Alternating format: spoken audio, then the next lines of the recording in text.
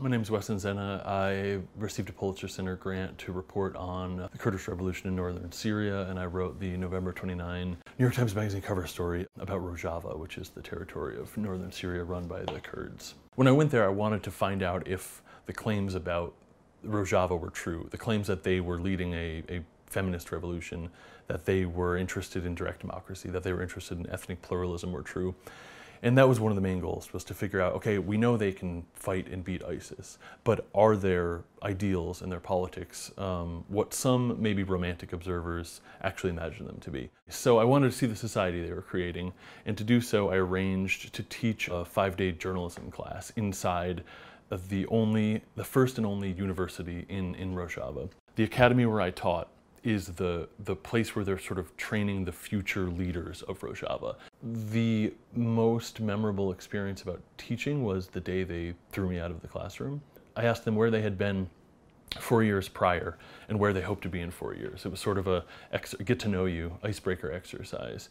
And some of the students were suspicious why I wanted to know where they were 4 years prior. They didn't want to answer the question, and they told me to leave the classroom. It was about 9:30 p.m. And I listened to them through the door kind of fighting, and I knew they were arguing about what to do with me. Partly this is because Assad ran a security apparatus in all of Syria for their entire adult lives. So I think they got a little bit of an echo of me as the secret police, even though I kind of just stumbled into this faux pas. Anyway, the next day at class, 6:30, I show up. Not only did they welcome me into the class, they also had done the assignment. And so some of their responses, one student wrote, 4 years ago, I had just entered university and was studying electrical sciences. My dream was to become an electrical engineer, and I passed, but I had to stop studying because the whole world collapsed. Another student wrote, 4 years ago, I was a zero, a joker. Another student wrote, I can now say that I'm committing suicide in order to be resurrected.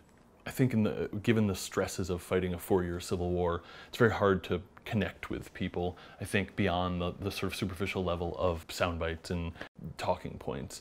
But I think their feeling is that no one knows what's going on there. They believe what they're doing is great. They believe that they're fighting for a cause that Americans should support, and they feel that it's very hard for people to know what they're doing because of the challenges reporting in Syria and because of the complexity of the situation.